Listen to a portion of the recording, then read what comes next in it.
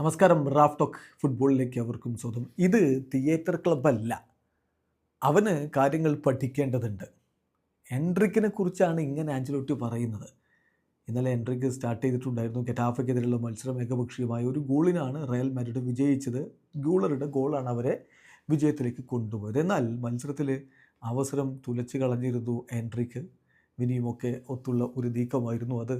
Goal കീപ്പറെ ഒരു 1-on-1 situation, അദ്ദേഹം അത് പവർഫുള്ളി ഷൂട്ട് ചെയ്യാൻ വേണ്ടി ശ്രമിച്ചില്ല, ചിപ്പ് ചെയ്യാൻ വേണ്ടി നോക്കി, അങ്ങനെ അത് മിസ്സാക്കുന്നു. അങ്ങനെയുള്ള ചില സന്ദർഭങ്ങൾ, അദ്ദേഹത്തിൻ്റെ ചില നീക്കങ്ങളിൽ ആഞ്ചലോട്ടിക്ക് തൃപ്തിയില്ല.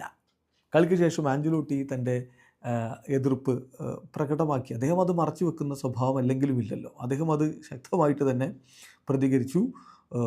കാരണം കളിയിൽ എൻട്രിക്കിനെ പിൻവലിച്ചിട്ടുണ്ടായിരുന്നു. അങ്ങനെ ജൂഡ് ബെല്ലിംഗാമിനെ ഇറക്കാൻ ആഞ്ചലോട്ടി തയ്യാറായി. ഇതൊക്കെ താരത്തിൻ്റെ ആ പ്രകടനത്തിൽ ഡിസ്സാറ്റിസ്ഫൈഡ് ആയിട്ടാണ്. കളിക്ക് ശേഷം അദ്ദേഹം അത് തുറന്നു പറഞ്ഞു. അദ്ദേഹം പറഞ്ഞു, ഇങ്ങനെയുള്ള കാര്യങ്ങൾ ചെയ്യാൻ പറ്റില്ല. അവൻ യുവതാരമല്ലേ, അവൻ യങ്ങല്ലേ, അവൻ കാര്യങ്ങൾ പഠിച്ചേ പറ്റൂ. പക്ഷേ ഫുട്ബോളിൽ ഇങ്ങനെയുള്ള കാര്യങ്ങൾക്ക് സ്ഥാനമില്ല.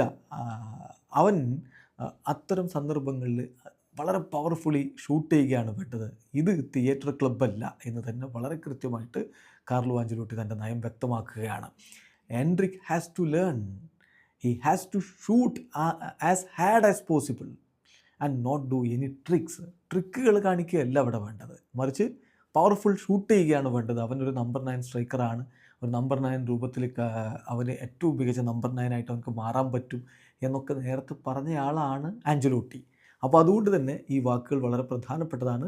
എൻട്രിക്ക് കാര്യങ്ങൾ പഠിച്ചെടുക്കുമെന്ന് തന്നെ കരുതാം. വീഡിയോ അവസാനിക്കുന്നു. ഫുട്ബോൾ ലോകത്തെ കൂടുതൽ വിശേഷങ്ങളുമായി റാഫ് ടോക്സിൽ എത്താം.